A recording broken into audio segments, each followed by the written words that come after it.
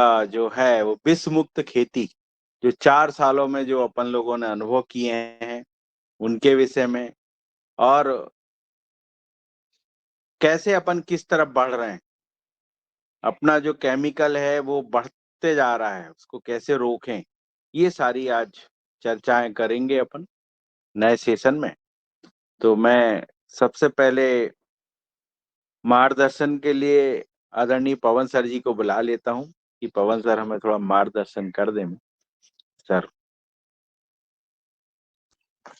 जी शरद जी, धन्यवाद आपका, बहुत बहुत धन्यवाद। बहुत कई दिनों में जब हम ये चर्चा करते हैं, खुली चर्चा, खुले जी। मन से, खुले दिमाग से, और कोई मुख्य वक्ता नहीं है आज के दिन में, सभी मुख्य वक्ता हैं और अपने अपने विचार को बताएं, अपने अनुभव को बताएं कि किस प्रकार से जो आज का विषय है, विश्व मुक्त खेती की तरफ किसानों का दृष्टिकोण क्या है, उपभोक्ताओं का दृष्टिकोण क्या है, सरकार का क्या दृष्टिकोण है, और ये जो अन्य लोग हैं जो कि मार्केट का काम करते हैं, बीज वाला काम करते हैं, जो केमिकल बनाते हैं या जो जैविक उत्पाद बनाते हैं, इन सब के ऊपर हमारे साथियों के क्या-क्या अनुभव रहे हैं, जो कि पूरी वैल्यू चेन जिसको हम कहते हैं, शुरुआत से लेके अंत तक के, उसमें जो भी हितभागी जुड़े हुए हैं, जो भी स्टेक होल्डर जुड़े हुए हैं, चाहे वो अच्छा काम कर रहे हों,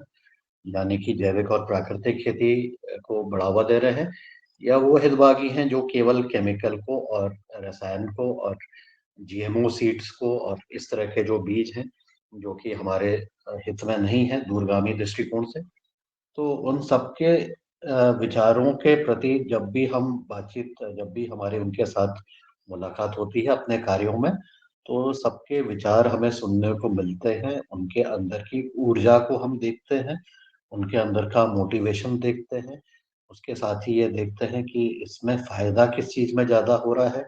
फ़ायदे 2 तरह के हैं, एक तो आर्थिक रूप से फ़ायदा या नुकसान, दूसरा ये है कि हमारी मिट्टी और हमारी जो बाकी चीज़ें हैं, स्वास्थ्य में क्या फ़ायदा है या क्या नुकसान है, पानी में क्या फ़ायदा है, क्या नुकसान है। तो हम समग्र रूप से अगर इस चीज़ को समझते हैं और अपने अनुभव साझा करेंगे हमारे सभी हितभागी, तो हमें कुछ एक ट्रेंड पता लगेगा कि क्या चल रहा है। वैसे सबको मालूम है, लेकिन फिर भी सबके विचार आएँगे, तो एक सबकी एक साझा समझ बनने का प्रयास की तरफ हम बढ़ सकते हैं। मैं तो बस ये कहना चाहूँगा कि अपने दृष्टिकोण से, कि अभी भारत सरकार ने भी प्राकृतिक खेती मिशन को चालू किया है, उसको केवीके के माध्यम से, महिलाओं के माध्यम से, उस तरह से उसको चलने का प्रयास कर रहे हैं। ऐसा ही नहीं कि पहली बार हो रहा है, इससे पहले परंपरागत कृषि विकास योजना और इस तरह की कई सारी योजनाएँ जैविक के नाम से सरकार ने की है। सबके मिले-जुले अनुभव हैं। अब इन अनुभव को भी जो सरकार कर रही है, जो अन्य संस्थाएँ कर रही हैं, इनके अनुभवों को भी साथ लेते हुए अगर हम समझने का प्रयास करें कि अभी तक के क्या हुआ है, कैसे हम आगे बढ़ पाए हैं, नहीं बढ़ पाए हैं, क्या बाधाएँ आई हैं, ऐसे समग्र रूप में हम चर्चा करेंगे तो मुझे लगता है कि 2-3 दिन भी कम पड़ेंगे, लेकिन आज की चर्चा को शुरुआत करने के लिए शायद इसी से अगर हम शुरुआत करें और अपने एक-एक करके अपने अनुभव अगर बताते हैं, तो शायद हमें अवसर मिलेगा कि हम इस चीज़ को समझ पाएँ। सभी तरह के दृष्टिकोण को हम समझना बहुत ज़रूरी है। उन दृष्टिकोणों के आधार पर ही एक हिंदुस्तान में एक भेड़-चाल जिसको कहते हैं, वो चलती है। और वो दृष्टिकोण या वो नैरेटिव जिसको हम कहते हैं, उसके आधार पर हम अपने आप में सुधार भी कर सकते हैं, बशर्ते कि हमारी दिशा और हमारी सोच जो है सकारात्मक हो। चाहे हम केमिकल खेती ही क्यों नहीं कर रहे हों, लेकिन केमिकल खेती इस प्रकार से करें कि उसका रेज़िड्यू नहीं आए, वो इस तरह के केमिकल्स का, रसायन का उपयोग हो कि वो उसका जो प्रभाव है वो बहुत ज़्यादा नहीं हो, उसका प्रभाव कम हो, और फिर धीरे-धीरे हम जैविक और प्राकृतिक की तरफ बढ़ें। ऐसी इस धारणा के साथ भी हमारे बहुत सारे किसान इस तरफ बढ़ना तो चाह रहे हैं, लेकिन कहीं न कहीं आर्थिक रूप से उनको लगता है कि शायद इसका प्रभाव नहीं पड़ पाएगा या नुकसान झेलना पड़ेगा। नुकसान झेलना पड़ेगा तो परिवार के सामने और समाज के सामने हमारे उसमें क्या चीज़ें रह पाएँगी। इसी प्रकार से तो ये भी एक तरह की एक सामाजिक दृष्टिकोण भी है कि मैंने अगर किया और नुकसान हो गया तो बाकी लोग क्या कहेंगे। इसी तरह से उपभोक्ता का भी यही समस्या है कि उपभोक्ता को कम आय, कम लागत में, पैसे में जब हम किसी भी एक ठेली के पास जाते हैं या बाजार में जाते हैं, तो मोल भाव ज़रूर करते हैं कि ये कितने का है, ये ₹50 का है तो इसको ₹40 में दो, या कुछ तो पैसा कम करो, चलो इसके साथ धनिया ही मुफ्त कर दो। तो ऐसी ये प्रवृत्ति बनी हुई है। मैं ये नहीं कह रहा हूँ कि ये सही है, ये गलत है, मैं कह रहा हूँ कि ऐसी एक प्रवृत्ति बनी हुई है। इस प्रवृत्ति को हम सही रूप में समझने का प्रयास करते हैं, तो निश्चित रूप से एक रास्ता हमें नज़र आता है। और जो हमने अभी तक के चर्चा की है बहुत सारी दिनों में, पिछले 4 वर्षों से ज़्यादा, 1560-75 दिन तक से ज़्यादा हो गए हैं। इन्हीं विषयों पर हमने लगभग हर एक दिन चर्चा की है, तो उसको आज हम एक दृष्टिकोण से समझने का प्रयास करेंगे। तो मैं मंच वापस शरद जी को वापस जी पहुँचना चाहूँगा। जी, धन्यवाद। जी सर, बहुत अच्छा। और आपके मार्गदर्शन से सर हम लोगों को बहुत ऊर्जा मिलती है। मैं सबसे पहले मातृ शक्ति को आमंत्रित करता हूं कि वो इस विषय में क्या विचार रखती हैं। मैं कल्पना बहन जी को बुलाता हूं कि वो हमें और इस जेबिक में जो उन्होंने नवाचार देखे हैं और जो विश्व मुक्त खेती के विषय में जो चर्चा चल रही है और जो आने वाले में रसायन बढ़ते जा रहा है उसके विषय में बताएं।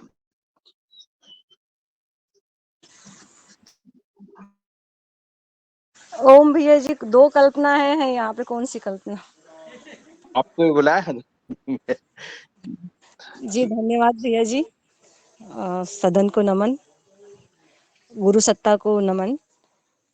विष मुक्त खेती की और जो मैं लौट आई हूँ तो एक प्रेरणा से कि धरती माता को इतना विष युक्त कर रहे हैं, तो एक कि किस प्रकार से मैं करूँ, आता कुछ नहीं था और मुझे जो प्लेटफॉर्म मिला तो मैं इसका तो गुणगान करती हुई थकती नहीं। तो इसको प्रैक्टिकल तौर पे मैंने एक छोटे से भाग में करना शुरुआत किया है।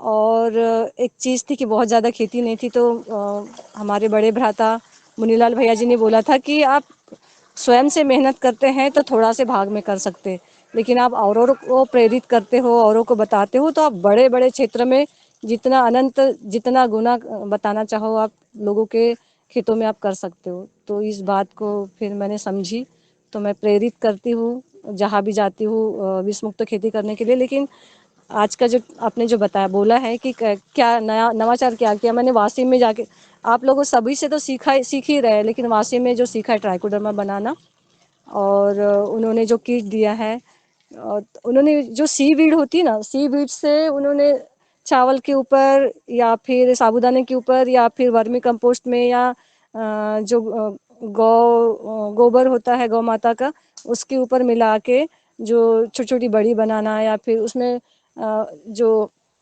क्या बोलना चाहिए उसको, जो अपन जड़ों में देते हैं, मुझे उसको शब्द याद नहीं आ रहा है, रसायन खाद देते हैं, उसका विकल्प वो है, बहुत ज़्यादा अच्छा होता है। तो वो बना के मैंने ग्रुप में भी शेयर किया, हमारा जो अलग से केवीके वाला राउत सर ने जो बनाया उसमें, तो उसमें डाला है, मैंने अपने खेत में डाला है ताकि थोड़ा सा फर्क महसूस हो। हालांकि बाजू में विष युक्त खेती है और उसके बाजू में विष मुक्त खेती है, तो ये थोड़ा सा फर्क भी पड़ेगा क्योंकि उसका पानी इसमें जाता है, लेकिन फिर भी मैंने थोड़ा से क्षेत्र में करा है इसका, और लोगों को मैं प्रयास कर रही हूँ कि इस प्रकार से बताने का। और बहुत ज़्यादा मैं नहीं बोल पा रही हूँ, धन्यवाद। ओम। बहुत अच्छा। मैंने देखा कल्पना बहन जी, आप हमेशा नई नई नवाचार के लिए आप कभी भी रुकती नहीं है। इधर से उधर आप हमेशा उसकी तरफ आपकी निगरानी रहती है कि कहाँ से आप जैविक चीजें सीखें। और मैंने देखा है आप हमेशा, आपको 100 200 500 किलोमीटर का फेर ज्यादा नहीं लगता। ऐसी अगर मां शक्तियों में ये ताकत आ जावे तो जैविक होने में खेती को बहुत समय नहीं लगेगा। क्योंकि दो ही है, या तो घर में आदमी सुधर जावे या फिर महिला वर्ग उसको पकड़ ले। अगर दोनों में से किसी एक ने भी उस चीज को पकड़ लिया और उसको छोटे रूप में प्रैक्टिकल करा के दिखा दिया तो वो चीजें बढ़ेंगी। ये वो वैसा ही है, नशे नशे जैसा, जैसे पहले आदमी 100 ml पीता है, फिर धीरे धीरे उसका बढ़ते जाता है और फिर एक बोतल में भी उसको जो है असर नहीं होता। ऐसे ही हमारी धरती माता में भी जो यूरिया खाद डीएपी का जो उपयोग हो रहा है, वो पहले धीरे धीरे, पहले 20 किलो डालते थे, फिर 30 किलो डालने लगे। अभी हमारी जमीन का जो रिकमेंड आया है, 130 केजी यूरिया चाहिए उसको। तो ये कितनी तेजी से बढ़ रहा है, ये कहाँ जाके रुकेगा, ये इसकी आप कह नहीं सकते। अगर इसको नहीं रोका गया तो आने वाले समय में ये भूमि बंजर भूमि बनने में बहुत समय नहीं लगेगा। और सबसे ज्यादा इसमें जो नुकसान होने वाला है, जो जल स्रोत को नुकसान होने वाला है, जो पानी के अंदर जो चीज केमिकल मिलने लगी है, आज हमारी नदियों में जो खेतों की झीरों से जो पानी जा रहा है, वो भी केमिकल युक्त पानी जा रहा है। ये बहुत बड़ा आने वाला समय का खतरा है, जो इतना बड़ा खतरा है कि इसके विषय में भी कभी कभी चर्चाएं होनी चाहिए। जी, मैं अब इसमें जो हमारे नारायण भाई साहब हैं, उन्होंने भी काफी जैविक के रूप में अपना काम किया है, तो मैं उन्हें बुलाता हूँ। और हैंड रेस करें, जिनको जल्दी जाना हो तो उन्हें हम पहले बुला लेंगे, और उसके बाद फिर हम लोग उन लोगों को बुलाएंगे जो पहले से जुड़े हुए हैं, जिन्हें जाना हो जल्दी। जी, रमेश जी ओम। दादू ने हमारे हैंड रेस किया है। हाँ ओम जी, जी आप आगे जी बताओ। जी जी ओम। शरद जी भैया, ओम। सभी को सदन को प्रणाम। बहुत अच्छी आज का विषय रखा आपने, जैविक और रासायनिक खेती का मूल्यांकन करना, और होना भी चाहिए। आजकल जो रासायनिक खाद के जो दुष्परिणाम हैं वो बहुत ही खतरनाक हैं और सेहत के लिए बहुत ही नुकसानदेह हैं। तो इसी कड़ी में मैं भी लगा हुआ हूँ माखन नगर बाबई में। आप नर्मदापुरम से ही हूँ मैं भी, और इस कड़ी में मैंने ये प्रयास करीब करीब 6 वर्ष पहले शुरू किया था। छोटे से रकबे से, अपने 1 एकड़ के रकबे से इसको शुरुआत की मैंने, और इसको सीखने के लिए मुझे केवीके का भी पूरा सहयोग मिला, और उसमें आत्मा का भी पूरा योगदान रहा। उसमें सीखते हुए क्या हुआ कि उसमें जो अपनी शुरू में रासायनिक खेती थी वो अलग थी, और ये उसमें अच्छा अनाज पैदा होता था, और ये अब जैविक में थोड़ा कम होता था। मगर चलते चलते आज हम स्थिति में पहुंच गए हैं कि मैंने आज 3 एकड़ में अपनी प्राकृतिक खेती शुरू की है, और 3 एकड़ के साथ साथ अपन जनवरी में जो एरंडा वाशिम गए थे, वहां से जो सीख कर आए अपन ट्राइकोडर्मा और उसकी विधि, और सर ने बाद में जो अपन ने नवधान आटे की सैलरी की जो उपयोग बताया, उसका प्रयोग भी अच्छा रहा, बहुत लाजवाब रहा। इस बार मैंने उसका प्रयोग पूरी खेती में मैंने जो है 18 एकड़ जमीन पूरी में उसका किया। प्राकृतिक खेती मेरी 3 एकड़ की है, वो अलग है, उसके भी अच्छे रिजल्ट है। नवधान आटे की सैलरी में मैंने पूरे रकबे में करते हुए रासायनिक खाद का उपयोग मैंने आधा उपयोग करते हुए, और नवधान आटे की सैलरी उसमें मैंने ट्राइकोडर्मा और सूडोमोनास और अपनी छाछ की सैलरी, मैंने तीनों सैलरी डाली। और इस बार मैंने रासायनिक खेती में धान लगाई थी सिल्की क्रांति, जिसका एवरेज भी अच्छा रहता है। तो उसके रिजल्ट, नवधान आटे की सैलरी के रिजल्ट इस बार मुझे बहुत ही अच्छे लगे, बहुत ही लाजवाब रिजल्ट हैं उसके। कि रासायनिक खेती के जो दूसरों के खेत बाजू में हैं, उनकी धान में और अपनी धान में जो मैंने रासायनिक खाद घटाया है, जो 2 एकड़ से अपन ने 1 बोरी पे उसको लाए और नवधान आटे की सैलरी उसमें डाली, उसमें कोई भी अंतर समझ में नहीं आ रहा है मेरे लिए, और उससे अच्छी ही लग रही है। इसमें बाहर के भी देखने आए लोग बाग, उन्होंने भी यही कहा कि आपकी बहुत अच्छी फसल है, और अभी तक कोई छिड़काव, कोई भी रासायनिक कोई कीटनाशक का छिड़काव उस पर अभी नहीं किया रासायनिक खेती में, बिल्कुल भी, और जरूरत भी नहीं पड़ेगी, मुझे ये उम्मीद है। और इसके साथ साथ क्या है कि बाज बाज के किसान जो हैं यहाँ से, जो 8-10 किसान जो हैं, वो उन्होंने भी प्रेरित होकर इस बार प्राकृतिक खेती शुरू की है। भले ही वो छोटे रकबे से उन्होंने की है, आधा एकड़ से की है किसी ने, किसी ने 1 एकड़ से शुरू किए। ऐसे 10 किसान जुड़े हैं इस बार यहाँ पर, और 10 ही किसान कर रहे हैं। वो ले तो नहीं जा रहे हैं, बना उत्पाद नहीं बना रहे हैं। उत्पाद जो मैं बनाता हूँ मुझसे यहाँ से उत्पाद ले जाते हैं, जैसे अपना गोकर अमृत यहीं से ले जाते हैं वो, यहाँ से। और जो 10 पन्नी अर्क है वो भी यहीं से लेते हैं। नवदान जो जीवामृत है वो तो मैंने उनको बता दिया, जिनके पास गाय उपलब्ध है वो घर पर जीवामृत बना रहे हैं, और जिनके पास नहीं है उनसे मैंने यही कहा है कि आप जीवामृत पानी के साथ ना चलाकर इसका स्प्रे भी कर सकते हो आप, इसमें भी आपकी फसल सुधरेगी। तो उन्होंने मूंग से शुरुआत की थी, मूंग की फसल से, तो मूंग उनके भी लाजवाब निकले। तो कई लोग मामा बोलते हैं, मामा जी काका जी बोलते हैं, मामा जी आप ये पूरा, आप पूरी खेती को नहीं करते आप इसकी की। हमने जो आपका सजेशन माना, आपका माना, तो उसमें हम बिल्कुल भी रोग नहीं आया हमारी फसल मूंग में कहीं से भी। तो आप पूरी खेती में करिए आपकी। मैंने कि भैया इतना उत्पाद मैं नहीं बना पाऊंगा, इसलिए शुरुआत की है, और आगे चल के अपन पूरे में भी करेंगे धीरे धीरे। तो सभी सहमत हैं और सभी को बहुत अच्छा फायदा लगा। 8-10 किसान यहाँ से जुड़े हुए हैं। तो ये मेरे प्रयास हैं भैया वर्मा जी, शरद भैया, और बहुत अच्छे चल रहा है, बहुत आगे भी बढ़ेंगे इसमें। जी ओम। बहुत अच्छा। और आप हमेशा, मैंने देखा है कि निरंतर इस चीज में लगे रहते हैं, और आप ऐसे ही बढ़ते रहें, अपने केमिकल से अपनी जमीन को मुक्त करें। और जिस समय आप, अगर केमिकल से जिस समय आपकी जमीन टोटल मुक्त हो जाएगी, तो आप बहुत बड़ी एक विजय प्राप्त कर लेंगे। मैं आदरणीय दिनेश सर जी का हैंड रेस था, उन्हें बुलाता हूँ। ये दिनेश सर जी आप। जी आदरणीय, बहुत बहुत धन्यवाद। और ये जो चर्चा है ये वास्तव में एक इस तरह का आकलन है कि हम जैविक खेती की दिशा में क्या करने जा रहे हैं, किस तरह से कार्य हो रहा है।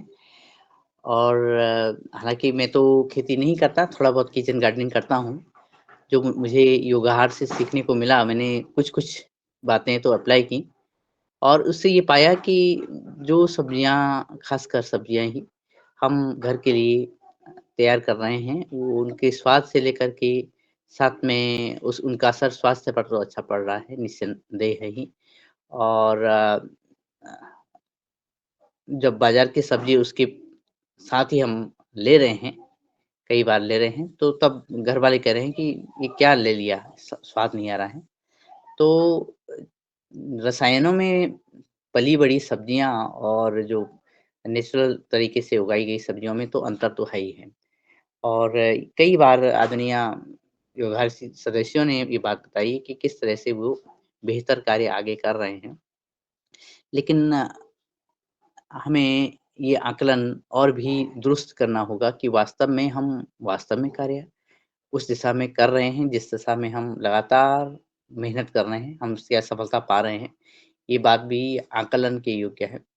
हालाँकि योगाहार जैसे इस कार्यक्रम से ये अवेयरनेस इतनी बड़ी है कि जो सरकारी कार्यक्रमों के माध्यम से नहीं बढ़ती, ये मैं इसलिए भी कह रहा हूँ कि मैंने पिछले लगभग 1 साल में कुछ योजनाओं को पढ़ा, समझा, और अभी वे भी एक नमामि गंगे जैसी योजना, जिसके एक छोटा-सा पार्ट ऑर्गेनिक फार्मिंग है, उसको भी समझने का मुझे मौका मिला अभी पिछले दिनों। अ, उस योजना में यहीं हरिद्वार क्षेत्र में ही, रुड़की क्षेत्र हरिद्वार क्षेत्र में गंगा के किनारे के एक गाँव में 10,000 किसानों को लिया गया है, और कोई 10,500 हेक्टेयर ज़मीन पर कार्य किया जा रहा है। मैं उस क्षेत्र में गया ये समझने के लिए कि किस तरह से कार्य हो रहा है, और वास्तव में सरकारें जो कार्य बताती हैं, उस पर कितना अमल हो पाता है। तो जो लेखा-जोखा मैंने देखा, और सबसे पहले तो यही देखा कि किसानों के, मैंने लगभग 50-55 किसानों से सीधी वार्ता की, उनके साथ बैठा, और ऐसे 50 लगभग किसान, उसमें महिलाएँ थीं, उनको नाम ना पूछ करके, उनका डेटा ना लेकर के मैंने सीधे उनसे वार्तालाप की कि क्या कर रहे हैं। तब मैंने पाया कि जो आंकड़े हम देते हैं, चाहे वो डिपार्टमेंट की तरफ से होने वाले जो कलेक्शन है डेटा, और इम्प्लीमेंटेशन ऑफ उसके हैं प्रोजेक्ट के, कार्य के, या फिर किसी संस्था के द्वारा, तो उसमें बड़ा अंतर होता है, बहुत अंतर मुझे देखने को मिला। ऐसे किसान जिसने 1 हेक्टेयर का चौथवाँ हिस्सा भी जैविक की तरफ बढ़ाया है, उस किसान को भी 1 हेक्टेयर का माना गया। और ऐसे किसान जो लगभग 2 हेक्टेयर या 3 हेक्टेयर में भी जैविक की तरफ आगे बढ़ रहे हैं, उनका भी 1 हेक्टेयर माना गया। बड़ी बात मुझे तब लगी जब मैंने कहा कि ऐसे किसानों को मिलाओ जो बहुत बेहतर कार्य कर रहे हों, क्योंकि सामान्य कार्य तो सभी कर रहे हैं। तो जब बहुत बेहतर किसानों को मिलाने की बात हुई और उनके पास में गया, तो वो बात उन्होंने सारी बातें बताई। उनके पास डेयरी की सिस्टम है, गाय हैं, सब कुछ है।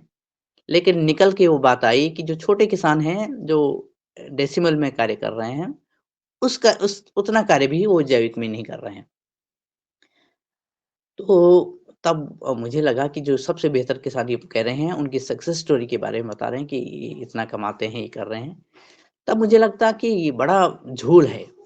मैं स्पष्टता के साथ इसलिए कह रहा हूँ कि मुझे दर्द इस बात का है कि सरकारें और खासकर भारत सरकार इतनी बड़ी योजना के किसी पार्ट जो कुछ जैविक क के लिए आगे बढ़ा रही हैं, उसी तरह से मुझे लगता है प्राकृतिक खेती में भी इस तरह का झूठ हो सकता है। तब बात ये आती है कि अगर इन योजनाओं को किसान के द्वार से ऊपर की तरफ आगे बढ़ा दिया जाए, किसान की आवश्यकता के साथ आगे बढ़ा दिया जाए या सर्वे में रियलिटी के साथ हम आगे बढ़ें, तो वास्तव में हम सफलता पाएँगे और सरकार की इतनी बड़ी-बड़ी महत्वाकांक्षी योजनाएँ सफल हो पाएँगी। वरना तो सरकारें कोई भी हों, मैं किसान की दृष्टि से, उपभोक्ता की दृष्टि और सामान्य नागरिक की दृष्टि से ये बात रख रहा हूँ। तो तब लगता है कि ये सब जब ऊपर से ये ढकोसला होता है, बड़े-बड़े अधिकारी, बड़े-बड़े मंत्री, बड़े-बड़े प्रोजेक्ट के आईने से, दूरबीन से जब ये योजनाएँ ज़मीन पे देखी जाती हैं, तो ज़मीन में कुछ होता नहीं है। और जब ज़मीन में कुछ नहीं होता है, तो तब पंजाब जैसे स्थिति या हरियाणा जैसी स्थिति हो जाती है। क्योंकि मैंने फिर हरिद्वार से ही अपने हरियाणा के कुछ साथियों से बात करी जो कि वहाँ की मिट्टी को अच्छा करने के लिए आगे बढ़ा रहे हैं और कई जगह वो ट्रॉली से और जेसीबी से मिट्टी को पलट करके दूसरी मिट्टी स्थापित कर रहे हैं। तब मुझे लगा कि कहीं हरिद्वार की स्थिति भी ऐसी ना हो। मुझे ये कहा गया कि अब जो है यहाँ से इन खेतों से खासकर जो गंगा किनारे के खेत हैं, उनसे अब जो पानी जा रहा है, वो अच्छा पानी जा रहा है। लेकिन जो प्रस्तावना में रखा गया था कि अच्छा पानी गंगा की तरफ बह रहा है, लेकिन जब जाकर के स्थिति लगी, तो कुछ गाँव तो ऐसे लगे कि पूरे के पूरे खेत, के पूरे गाँव इस समय बरसात में अ, एक जलमग्न हो चुके हैं। वहाँ धान और गन्ना है।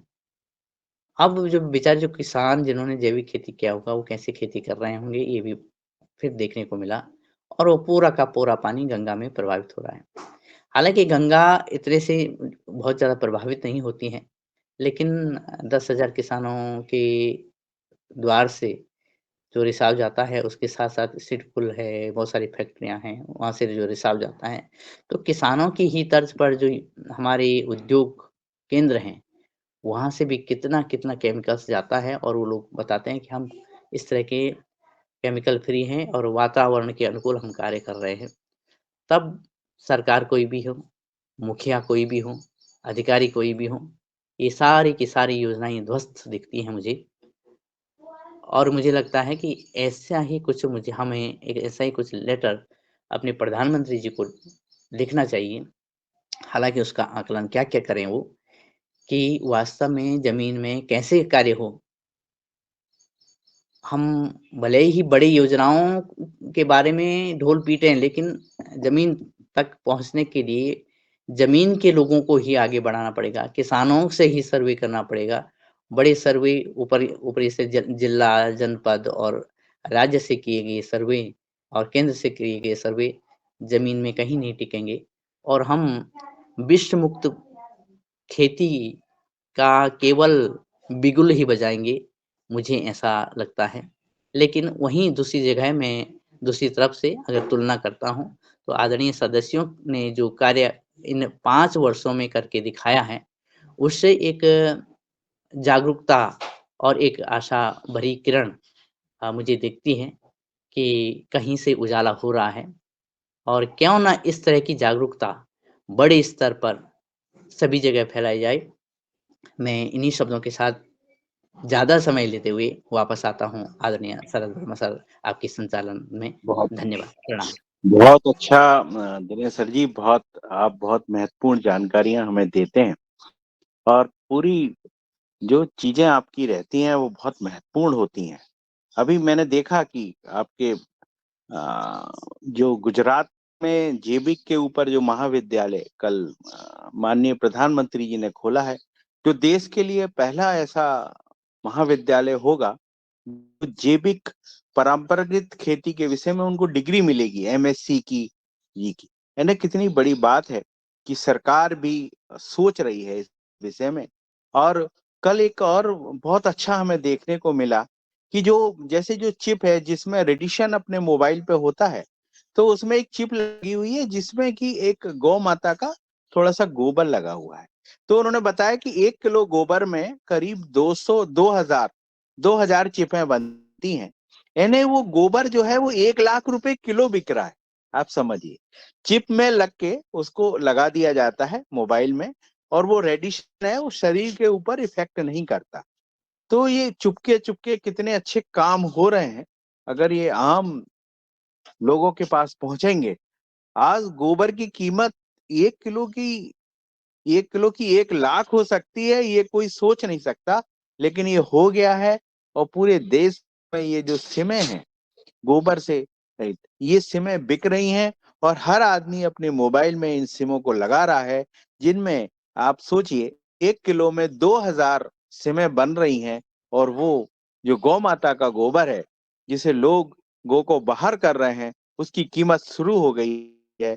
आने वाला जो है वो कुटीर उद्योग का होगा, गौ माता का होगा।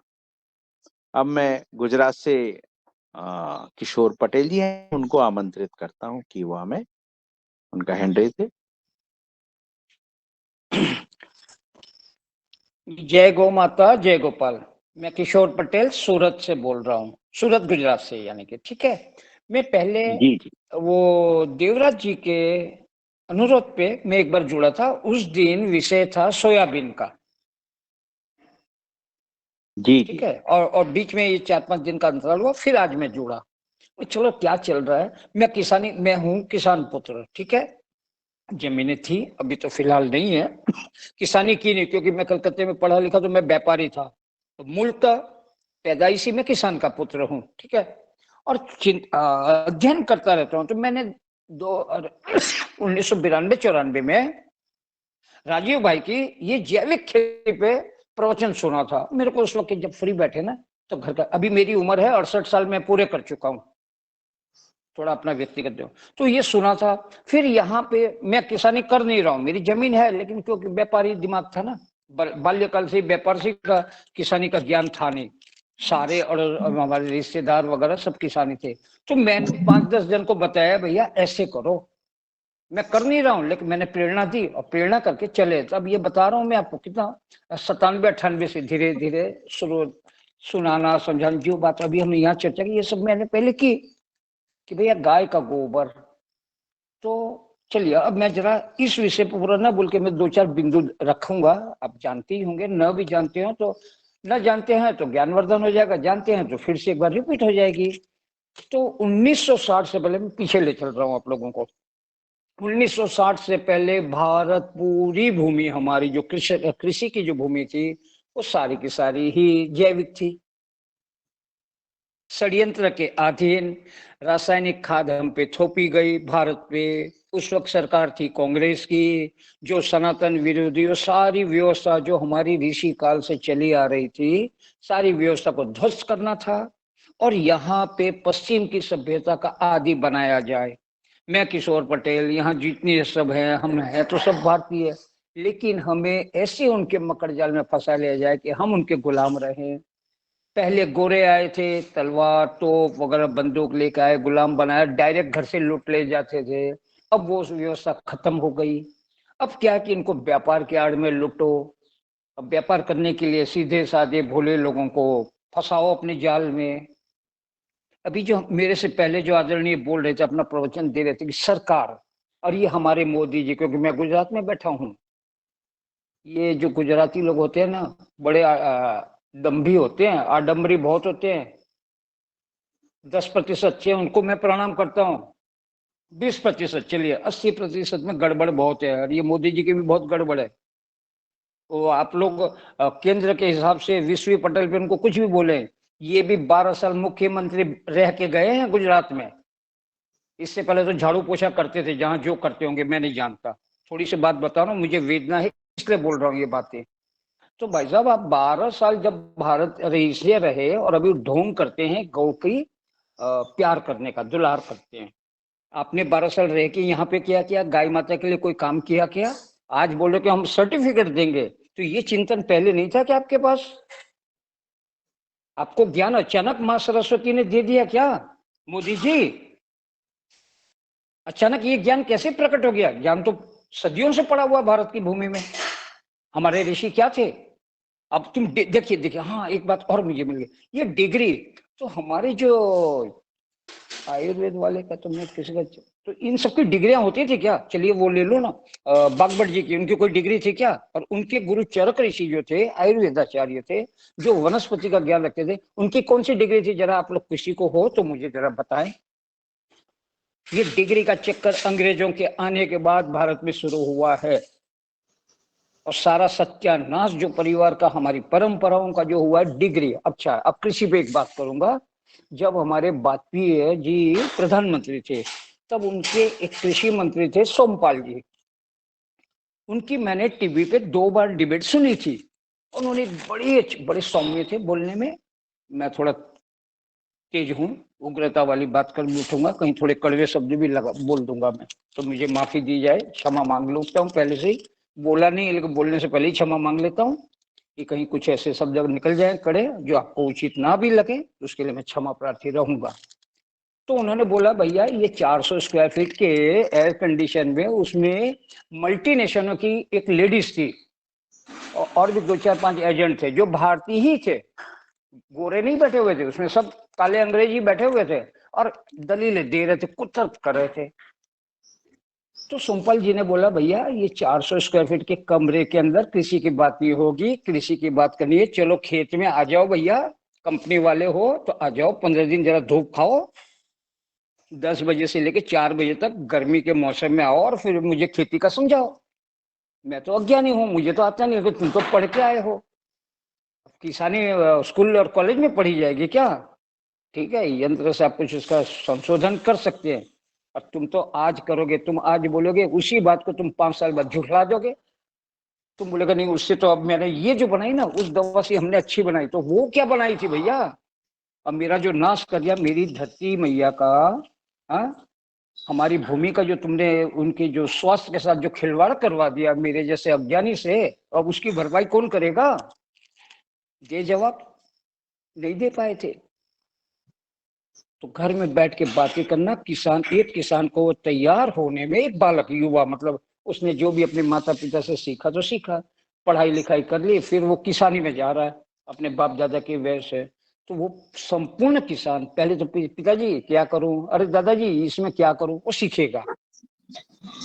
अगर ऐसा चलिए मार्गदर्शन नहीं मिला तो उसको 20। हाँ जी, किशोर जी, 1 मिनट रोकना चाहूंगा आपको, क्योंकि समय हाँ, थोड़ा कम है और बहुत अरे हाँ सारे हाँ हाँ, सॉरी आप सॉरी, लोग हैं, देखिए मैं सभी अपने को क्षमा अपने चाहूंगा बोल लेना अगर, है। हाँ जी। हाँ फिर आपको किसी दिन हम मुख्य अतिथि बनाकर पूरा आप सुनेंगे, जो भी हाँ, आपके अंदर कड़वाहट है और जो भी आपके अंदर अच्छाई है, वो सब आप बताइएगा। अभी थोड़ा समय जरूर। का मैं आपसे क्षमा न, चाहता हूँ। ना ना ना ना ना, कोई क्षमा, कोई क्षमा। देखिए, ये जो हमारा सदन है, ये जो हमारी गोष्ठी, इसके जो नियम है, इसका पालन सबको करना पड़ेगा, और समय की मर्यादा है। अब ये क्या, ये विषय ऐसा कि इसमें ये करूंगा, वो बोलूंगा, 10 विषय बोलूंगा, सबका समय बिगड़ जाएगा, है ना? तो वो मैं समझता हूँ बातों को। चलिए, मैं जय गौ माता, अपनी वाणी को विराम देता हूँ। जी, बहुत अच्छा, जय गौ माता। अब मैं हमारे जो रूप सिंह भैया हैं, जो जैविक खेती, उनके पास जो जमीन है वो लगभग 4 एकड़ है, और वो पूरी जमीन में अपना जैविक खेती कर रहे हैं, और तकरीबन वो 15 साल से भी ज्यादा इससे जुड़े हुए हैं और आज भी उनका गेहूं जो है वो 6,000 रुपए कुंटल बिकता है। और उनकी चर्चाएं रहती है मतलब आसपास की एरिया में कि उनका गेहूं जो है बहुत अच्छा है।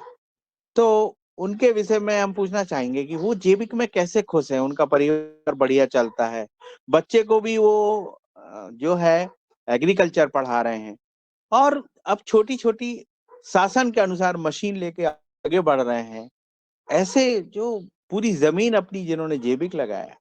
जब मोदी जी गुजरात में मुख्यमंत्री थे, जब उन्होंने उनका स्वागत किया था, तो वो मध्य प्रदेश के थे लेकिन उन्होंने स्वागत गुजरात की धरती में किया था। ये बहुत अच्छा। मैं रूप सिंह भैया को सादर आमंत्रित करता हूँ कि वो थोड़ा सा अपना अनुभव बताएं।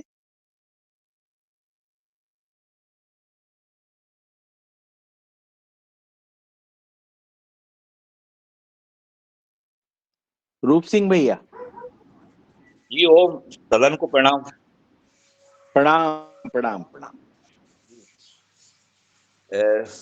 अब मेरे पास में अनुभव में ऐसा कोई विशेष नहीं है। जो सारे किसान जो जैविक खेती कर रहे हैं उनसे नहीं मैं नहीं भी रूप सिंह उनसे भैया, आपने पूरी जमीन का आपका जैविक कराया। आपको गुजरात में माननीय नरेंद्र मोदी जब माननीय मुख्यमंत्री जी थे, जब उस समय उन्होंने अवार्ड दिया, आप जी का इतना जुड़ाव है, आपका गेहूं 6,000 रुपए कुंटल बिकता है।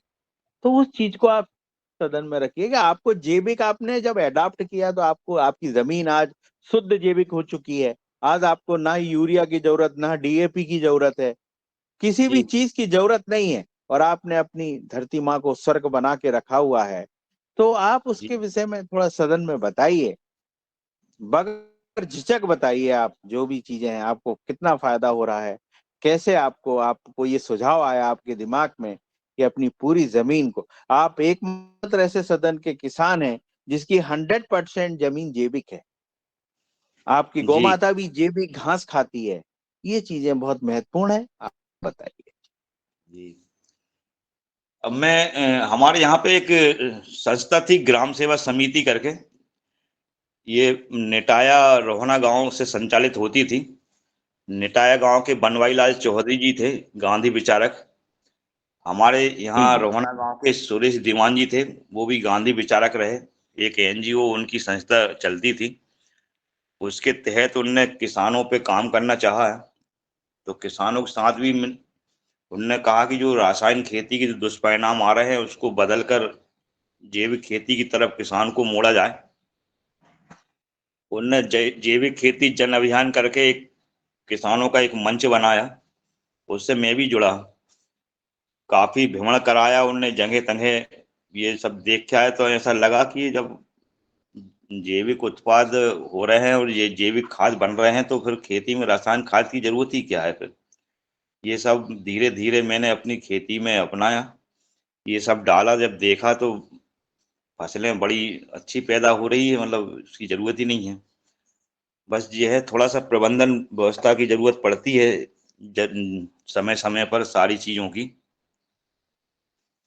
और इसी तरह से हम चलते रहे। जब हमारे खेतों से अच्छे गुणवत्ता युक्त अनाज पैदा होने लगे, सब्जियां पैदा होने लगी, लोगों कहने लगे कि बोले ये बहुत अच्छे हैं। तो बस ऐसे ही चलते गए और आज ऐसी स्थितियां बन गई आज।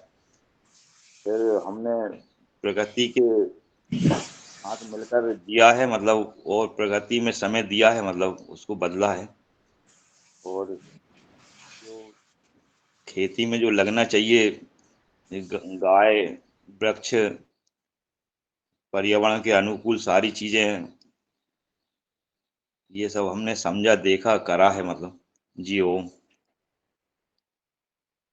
बहुत अच्छा रूप सिंह भैया। आपको जब जी गुजरात रोशिन में भैया, आप खेती में क्या क्या डालते हो ये जैविक सब में? गोबर की खाद बन रही है, खेत पे ही हमारे जीवामृत बना रहे हैं। जीवामृत जब डालने का समय नहीं हो तो उसको घन जीवामृत में परिवर्तन कर देते हैं। तीन खाद बना रहे हैं, गोकृपा अमृतम बना रहे हैं। बेहडी कंपोजर का उपयोग करते हैं नरवाई गलाने के लिए। कीटनाशक नारायण खेत पे ही मीना जी भाई तैयार साहब, कर रहे आपका हैं। माइक बंद रखिएगा।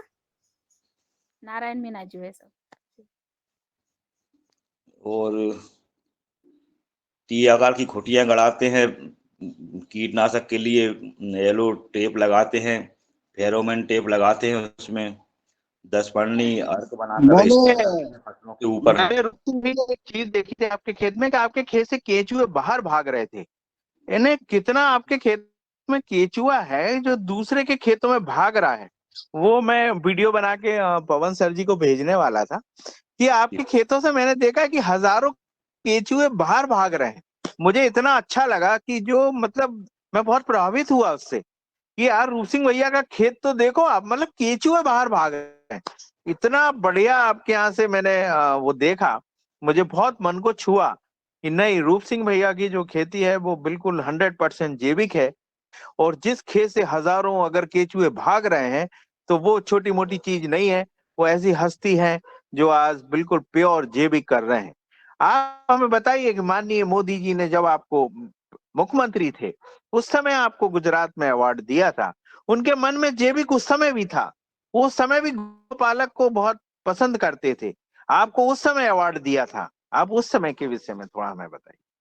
जी, कृषि विभाग के द्वारा चयन हुआ था किसानों को कि जो कुछ खेती में नवाचार कर रहे हैं, कुछ खेती में हटके कर रहे हैं, उनको गुजरात वाइब्रेंट कार्यक्रम में भेजना है।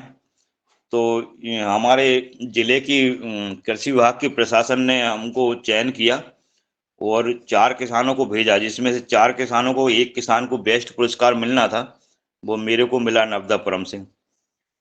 ऐसे ही सारे जिले के एक किसान को वहाँ के जो बेस्ट किसान थे उनको पुरस्कार मिला। पूरे भारत से हर जिले से 4 किसान को आमंत्रित करा था गुजरात में। तो बड़ी खुशी हुई और बड़ा उत्साह हुआ कि मतलब मेरे को गुजरात के मुख्यमंत्री द्वारा पुरस्कृत किया गया, मतलब, और 51,000 रुपये की राशि दी, साल सम्मान से सम्मानित किया गया। 4 दिन का कार्यक्रम था जिसमें 2 रोज मीटिंग थी, 2 रोज का भ्रमण भी रखा था उनने। जब वो सरदार पटेल जी का स्ट्रेचर वहाँ तैयार हो रहा था, भूमि पूजन, उसमें हम गए। बड़ा मतलब आनंदित कार्यक्रम था वहाँ पे, जब देखा हमने बड़े उत्साहित हुए हम उस कार्यक्रम से। बहुत अच्छा रूप सिंह भैया, ये माननीय मोदी जी का आज की सोच नहीं है कि प्रधानमंत्री के बाद ये सोच आई है। वो जब मुख्यमंत्री थे जब भी पूरी, ऐसा नहीं है, यहाँ पे कांग्रेस गवर्नमेंट थी वहां, लेकिन ऐसा नहीं है कि उन्होंने जैविक को पीछे छोड़ा हो, गौ माता को छोड़ा हो। वो हमेशा से उन्होंने सम्मान किया। और आप सोचिए, एक होशंगाबाद की धरती के एक किसान को जो उस समय भी उन्होंने सही पहचाना, जिसके आज भी खेत से केचुए बाहर भाग रहे हैं, ऐसे किसान को उन्होंने सम्मानित किया। ये उनकी सूझबूझ है। आज भी मैं बता सकता हूं, आप करोड़ों लोगों को खड़ा कर दो, ऐसे लोगों को चुनने वाले नहीं है। आज भी कोई दूसरा होता तो वो अपने सगे संबंधियों को अवार्ड देता, वो ऐसे किसान को अवार्ड नहीं देता जो कि खुद एक शुद्ध किसान है जिसके खेत से केचुए भाग रहे हैं। ऐसे लोग को चुनना, ऐसे लोगों को बुला के सम्मान करना, मैं ऐसे माननीय प्रधानमंत्री जी को सत सत नमन करता हूं कि वो इतने अच्छे सूझबूझ से उन्होंने हमेशा जैविक खेती को बढ़ाया है। अब मैं हमारे रमेश दादू जी को सादर आमंत्रित करता हूं कि वो आमे, क्योंकि उन्होंने बहुत 30 से 40 साल जैविक में दिए। हमेशा उन्होंने बहुत सारी महिलाओं का प्रशिक्षण कराया और हमेशा चिंता रहती है, अगर वो कितना भी हो, कोई अगर उन्हें जैविक की बोल दे कि भैया आज 1000 किलोमीटर दूर जैविक की संगोष्ठी है, तो वो बिल्कुल झोला, पतंजलि का झोला टांग के तैयार हो जाते हैं कि मुझे जाना है। और घर भले उनको कितना ही लड़ते रहे, मानते रहे कि नहीं आप नहीं जाओगे, लेकिन वो 1000 किलोमीटर ट्रेन में बगैर रिजर्वेशन के नीचे बैठ के पेपर पे जाने के लिए तैयार रहते हैं। मैं ऐसे रमेश दादू को सादर आमंत्रित करता हूं कि वो हमें जी ओम, सदन को नमन। जैसा कि अभी रूप सिंह ने बताया, तो हमारी जो मातृ संस्था है वो ग्राम सेवा समिति ही है। और ग्राम सेवा समिति के माध्यम से हमने जिस समय तवा बांध आया था और पानी का जल भराव हो रहा था, जल स्तर ऊपर आ रहा था, उस समय एक मिट्टी बचाओ अभियान चलाया था कि हम अपनी मिट्टी को कैसे बचाएं। तो उनके साथ हम जुड़े रहे और वहीं से जो जो परिदृश्य हमें दिखाया गया था, चर्चा होती थी कि अपने यहाँ से बीज विलुप्त हो जाएंगे, अपने यहाँ से जो है बीजों पे कब्जा हो जाएगा, वो अब हम देख रहे हैं, और मिट्टी खराब हो जाएगी, वो भी हम देख रहे हैं। तो रूप सिंह जी उस समय से ही जुड़े हैं, उन्होंने वो काम शुरू कर दिया। चूंकि मैं सर्विस में था तो मैं नहीं कर पाया, पर जब हम अभी रिटायर हुए उसके बाद जो मेरे पास कुल 6 एकड़ जमीन है, उसमें से हमने अभी 1 एकड़ में ये जब से योगाहार से जुड़े तब उसको उसमें 1 एकड़ में हम कर रहे हैं, और 3 एकड़ हम अभी रसायन कर रहे हैं, क्योंकि हमारे परिवार के लोग नहीं मान रहे।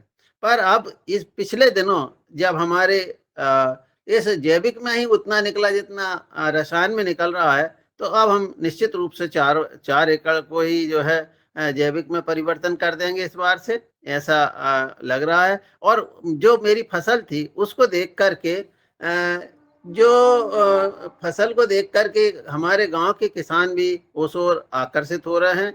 तो अभी 3 किसानों ने उसी पद्धति को अपनाया है, जो आदरणीय हमारे नारायण मीना जी कह रहे हैं कि हम जो है स्लैरी बना रहे हैं, उस स्लैरी को डाला है, और बवेरिया है, वर्टिसिलियम है, इन सब का हम मल्टीप्लाई कर रहे हैं। तो इस तरह से ये काम चल रहा है, और निश्चित रूप से अब जब ये काम आगे बढ़ेगा, जब लोग देखेंगे, तो जैसे कि आदरणीय नारायण मीना जी ने कहा है कि 10 किसान उनके साथ जुड़ रहे हैं, तो हमें भी ऐसा लग रहा है कि भविष्य में जो है और किसान जुड़ेंगे।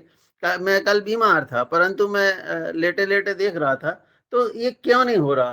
तो कल हमारे कृषि मंत्री जी बता रहे थे कि 2400 ऐसे जैविक उत्पाद बनाने वाली कंपनियां हैं, और जब उनसे कहा गया कि आप आकर के यहाँ रजिस्ट्रेशन कराएं और आपके जो है वो बताएं, तो कुल 600 कंपनियां जो आई है, बाकी के तो रजिस्ट्रेशन कराने आए ही नहीं। और उन्होंने ये कहा है कि जब तक अब किसी भी या तो मतलब अनुसंधान केंद्र में या कॉलेज में या केबीके में इस पर जब तक पूरा अध्ययन नहीं होगा, तब तक हम जो है ऐसी कंपनियों को जो है सामान नहीं बेचने देंगे। अभी क्या हो रहा है, जैविक के नाम से बहुत सारी कंपनियां घटिया किस्म के भी उत्पाद बनाकर किसानों को दे रहे हैं, तो उसका भी दुष्परिणाम दिख रहा है।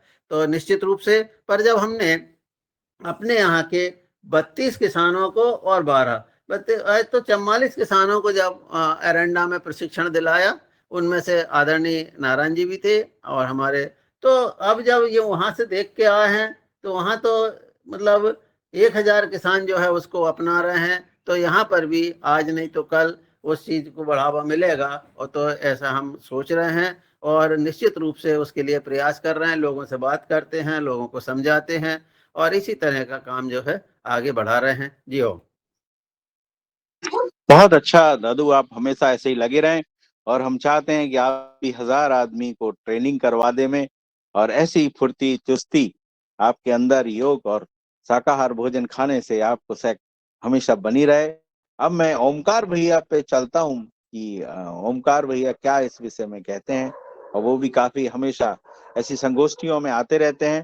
तो मैं ओमकार भैया को बुलाता हूँ कि वो आए। जी ओम, सभी को नमस्कार।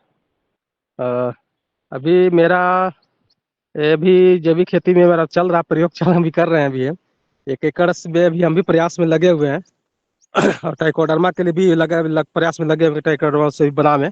अभी मेरा केला के खेती करीब 2 एकड़ का चल रहा है, तो उसमें मैक्सिमम हम ऑर्गेनिक ही कर रहे हैं। उसमें हम केमिकल बहुत कम कर रहे हैं, केमिकल नहीं के बराबर अपना कंपोस्ट अभी डाल रहे हैं, वर्मी कंपोस्ट डाल रहे हैं, अभी ज्यादा उसका हम प्रयोग कर रहे हैं।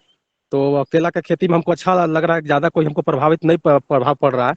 थोड़ा सा केला की खेती में कोई थोड़ा सा ठंडा के दिन में वायरस फंगस पकड़ता है, वो थोड़ा दिक्कत हो रहा है, लेकिन ठीक ठाक चल रहा है। हम इसमें लगे हुए हैं, ट्राइकोडर्मा, सूडोमोनास आदि जो भी है फंगिसाइड है उसको हम अपने यहाँ बना में, और इसका हम 60 की संख्या में बर्मी सरकार के सहयोग से बना, आगे हम धीरे धीरे बढ़ रहे हैं इसमें, और उम्मीद है कि आगे सफलता मिलेगा। ट्राइकोडर्मा के यूनिट हम जल्द शुरू करने वाले हैं, और एक यूनिट शुरू करने के बाद फिर उसको भी आगे हम बढ़ाएंगे। तो अभी हम लगे हुए प्रयास में लगे जब कुछ हम प्रोग्रेस करेंगे तो जी, बहुत अच्छा।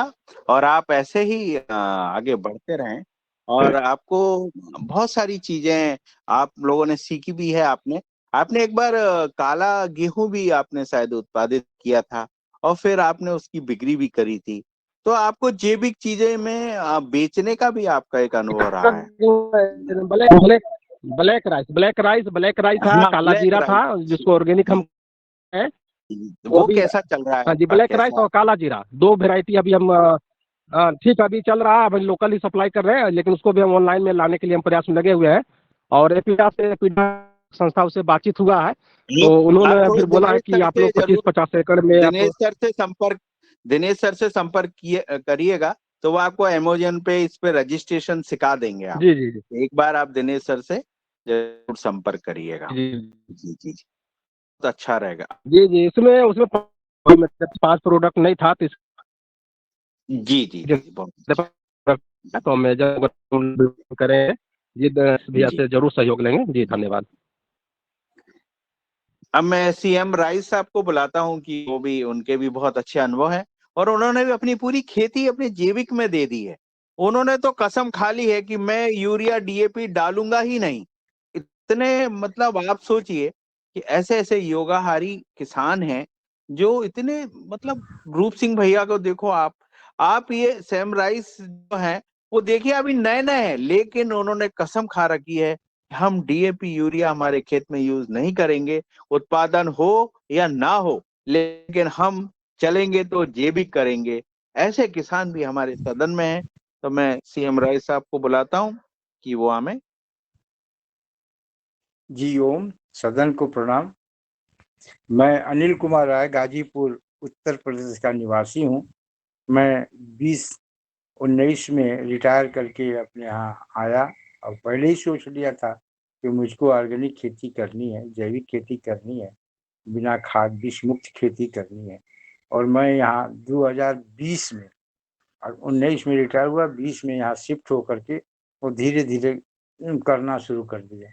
और जब हम इस कार्य में लगे तो हमको लगा कि हम बिल्कुल डालेंगे, एकदम कसम, जैसा कि आप लोगों को मालूम है, मैंने कसम खाया हुआ है कि न हम डाई की दुकान पर जाएंगे, न यूरिया की दुकान पर जाएंगे, न ले आके अपने खेत में डालेंगे। चाहे कितनों संतोष जी कहते रहे कि पहले 70% कम कीजिए, फिर 60 कीजिए, फिर 50 कीजिए। हम कहे 60-50 का मतलब नहीं, जीरो, जीरो का मतलब जीरो। तो इस तरह से मैं लगा हुआ हूँ। और खेती पहले 20 में 21 में थोड़ा उतना उत्पादन नहीं था, और हमारे जो धान के या गेहूं के जो पौधे थे वो थोड़ा छोटे और कमजोर टाइप के हमको दिखाई देते थे। लेकिन धीरे धीरे हमने न डाल करके, और इनका अब पिछली साल में धान जो जैविक में धान का जो पुआल बचा था, पुआल को मशीन बुलवा करके और छटवा के, और पूरा पुआल को हम पूरे खेत में छिटवा दिए। और अभी तो दिखाई नहीं दे रहा है कहाँ है। लेकिन अब आपको बता दें कि 20 में हमने मिट्टी की जांच कराई थी, 0.2 उसमें ऑर्गेनिक कार्बन था। और अभी मैं गया था रायबरेली, जब वहाँ डॉक्टर विनय वर्मा जी थे, उनके पास जाकर के हमने चेक कराया, तो 0.6 कार्बन 2 साल में मेरा बढ़ा है। तो मुझे संतुष्टि है, कोई दिक्कत नहीं है कि क्या है। जैसा कि बताते हैं कि आपको संतुष्टि मिलना चाहिए। हमारे झांसी के जो बीके शशांक साहब हैं, उनका जो जैविक ये जीवामृत है, हमको बहुत अच्छा लगा सर। हाँ ठीक है, ये भी मैं तो संतोष जी का भी बहुत, कुल ये ट्राइकोडर्मा है, डोवेरिया है, वर्टिसिलियम है, और बाकी जितने 15 अनाज का ही है, उसको सब बना रखे हैं। साथ ही मैं उनका जो एकदम इजी प्रोसेस है, लाइए अपना बना लीजिए 2 ड्रम, और अपना एक बार डाल दीजिए 20 केजी प्रति एकड़ के हिसाब से। इस वर्ष में मई में सर, ये करीब करीब 5-6 किस्म का दाल, 5-6 किस्म का वो तिलहन, 5-6 किस्म का अनाज को मिला करके बोया था पूरा। उसमें क्रीपर्स भी थे, वो फूट जो होता है, और उसको लगाया और 60-70 दिन के बाद उसको मैंने उसमें मिलवा दिया और वो खाद भी हम चला दिए थे जैविक। जब दोबारा उसको हम खुदवा रहे थे तो उसमें काफ़ी केचुए हमको दिखाई दिए। तो इस तरह से हमको लगा सर कि उनका जीवामृत हमको बहुत अच्छा लगा। और साथ ही मैंने इसको भी चलाया था, पिछली बार धान में हम ट्राइकोडर्मा भी 3-4 बार चलाए थे। तो ठीक हुआ था सर, ऐसा बहुत अच्छा तो नहीं कहेंगे लेकिन धान बहुत ही सुंदर हुआ। बस मेरा संतोष यही है कि मैं विषमुक्त भोजन कर रहा हूँ, बस यही। और जैसा कि मेरा अनुभव सरकार का सहयोग का है, वो केवीके चाहे आत्मा हो चाहे कोई भी हो, इससे कोई सहयोग नहीं मिलेगा। जैसा कि कमल साहब बहुत जी ने बताया था कि असरकारी वो असरकारी है, माने कि जो अपना धन है वही असरकारी होगा। ये देश दुनिया का जो है पता नहीं कैसे आप लोगों को मिल जाता है वो, और मैं अब उस पर ध्यान भी नहीं देता हूँ कि ये लोग क्या देने वाले हैं, क्या हमको सब्सिडी मिलेगी क्या नहीं मिलेगी। हम ईश्वर परमात्मा हमारे सहायक है और उन्हीं के भरोसे हम खेती कर रहे हैं। अब अच्छी खेती हो रही है। इस बार हमने 2 कुंटल लगभग दिल्ली और 1 कुंटल बनारस और ऐसे 5-6 कुंटल हमने काला नमक वो भेजा था 150 रुपया प्रति किलो के हिसाब से। तो इसी प्रकार मेरी खेती चल रही है सर, और मुझे कोई अफसोस नहीं, बहुत बहुत ही हम संतुष्ट हैं कि हम जो कर रहे हैं वो बहुत जी हो बहुत अच्छा। ऐसे सूरवीर हम किसान हमारे पास हैं जिन्होंने कसम खा रखी है कि हम यूरिया डीएपी का उपयोग नहीं करेंगे। ऐसे किसान को हम सलाम करते हैं, प्रणाम करते हैं। सर आप हमेशा ऐसे ही लगे रहें। अब मैं हमारे यहाँ नर्मदापुरम में वर्मा जी हैं, उन्होंने 10 एकड़ जमीन है उनके पास, पूरी जैविक दे रखी है। उन्हें गांव में एक उपाधि दी है पागल। मतलब आप सुन लो, इस तरीके से लोग कहते भैया वो क्या करते हैं हमें समझ नहीं आता, लेकिन आज इतनी उन्नतशील कार्य कर रहे हैं वो इतनी उम्र में, और उनका पास तमाम रंग के फल हैं। मतलब ऐसे ऐसे फल लग रहे हैं जिनके नाम मतलब समझ नहीं आता, वो फल लग गया है और वो समझ नहीं आता भैया ये किस नाम का फल है। वो खुद अपनी फोटो डाल के पता कर रहे हैं कि ये फल यार कौन सा फल होगा ये, यानी इतने सारे फल उनके खेतों में हैं। तो मैं आदरणीय वर्मा जी अगर हैं सदन में तो मैं सादर आमंत्रित करता हूँ कि वो भी अपना, ओम बहुत लंबा अनुभव उनका 30 साल का, तो मैं उन्हें आमंत्रित करता हूँ कि वह। ओम सदन को सादर प्रणाम। आज की जो चर्चा चल रही है सबके बहुत अच्छे अनुभव सुना रहे हैं लोग। और भैया जैसे बोला मुझे कि पागल की उपाधि मिली है, तो गांव में आसपास के लोग यही बोलते हैं यार कि वो क्या करता है पता नहीं। किंतु अभी एक पॉजिटिव बात भी हो रही है कि जैसे पिछले साल मैंने अजोला ला के दिया था धान के लिए, और गांव के कम से कम 20 किसानों ने अजोला डाला था और उनको कुछ बात समझ आई कि उपज इससे कुछ तो 1-2% 2% अंतर आई है। तो इस साल उन्होंने बहुत डिमांड की भैया अजोला ला के दे दो कहीं से, किंतु मेरे को नहीं मिल पाया, नहीं लेके आ पाया मैं। और बड़ी बात तो ये है कि लोग अग्रसर हो रहे हैं, अब कह रहे हैं यार कि हम 1-8 एकड़ जमीन में आप हमसे करा दो। तो कुछ किसान तैयार किए हैं, तो एकड़ में उनसे कराएंगे, और अपन ने ये सोच रखा है कि हमको कुछ मिले या नहीं मिले। अभी मेरा बगीचा है तो गांव के पास में है, और बगीचे में तो आप देखते हैं केला वगैरह है, तो केले में स्नैक वगैरह आती हैं। तो लोग बोलते हैं भैया बगीचा खत्म कर दो और हम आपको यहाँ 40 के भाव चल रही जमीन हम 60 के भाव दे रहे हैं, आपके बगीचे के हमें दे दो। हम कहा भैया हमें बगीचे से कुछ मिले या नहीं मिले, आपको ऑक्सीजन मिलेगी, आप स्वस्थ रहोगे, इसलिए हम पेड़ लगाए। तो इस तरह काम कर रहे हैं। और अभी सचान जी ने जो वो अनिल राय जी ने बताया कि सचान साहब वाला अमृत पानी बहुत अच्छा है, वो मैंने भी लाया हूँ।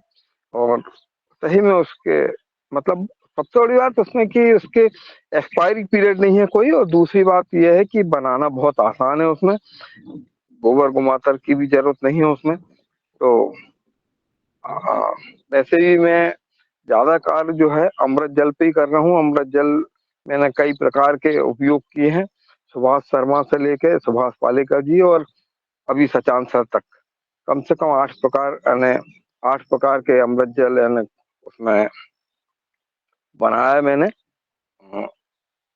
जैसे हमारे बहन जी आई थी मैडम सुनीता पांडे जी, उन्होंने कुणप जल बनाया था, तो कुणप जल भी मैं बना रहा हूँ। मैं जहां तक अपने निष्कर्ष पे पहुंचा हूँ कि कुणप जल और ये सचान जी वाला अमृत, जीवामृत, इन दो के अलावा खेती में तीसरी चीज की कोई जरूरत ही नहीं।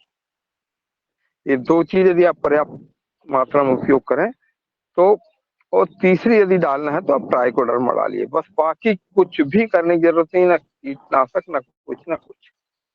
तो मेरे अनुभव तो यही है। बगीचा फलों का मुझे ये इतना शौक है तो लगाता हूँ। और आपने मेरे गाड़ी पे एक शब्द देखा होगा कि बेर उन्नतीकरण लिखा है। सब लोग पूछते हैं मुझे जी बेर उन्नतीकरण क्या है, तो मैं मार्च के महीने में एक बार 10-15 दिन के लिए चला जाता हूँ नर्मदा नदी के किनारे, बेर के पेड़ को काट के आता हूँ, फिर फरवरी में जाता हूँ, अप्रैल के महीने में या मई के महीने में जाके उनमें बडिंग करता हूँ। और बडिंग करने के बाद छोटी बेर को बड़ी बेर में मतलब परिवर्तित करता हूँ, इसलिए कि नर्मदा परिक्रमा वासियों को भोजन मिले।